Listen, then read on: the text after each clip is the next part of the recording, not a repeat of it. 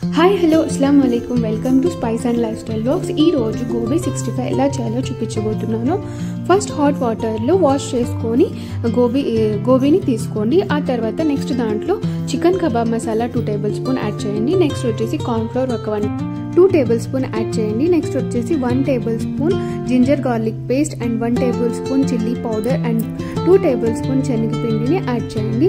And కొద్దిగా salt వేసి కొద్దిగా వాటర్ యాడ్ చేస్తూ నీట్గా కలపండి. నాకు ఇక్కడ కొంచెం వాటరీగా అనిపించింది, అందుకనేసి మళ్ళీ నేను ఒక 2 table spoon gram floor means శనగపిండి యాడ్ చేశాను. అండ్ నెక్స్ట్ యాడ్ చేసి ఒక 10 మినిట్స్ మ్యారినేషన్ కోసం పెట్టుకున్నాను.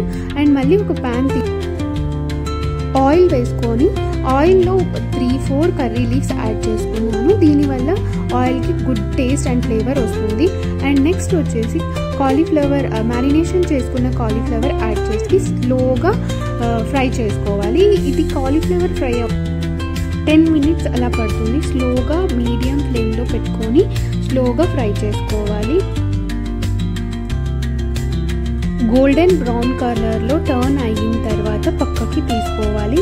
ఇది హాట్గా కెచప్తో సర్వ్ చేసుకుంటే చాలా టేస్టీగా ఉంటుంది. Thank you for watching. Please like, share and subscribe.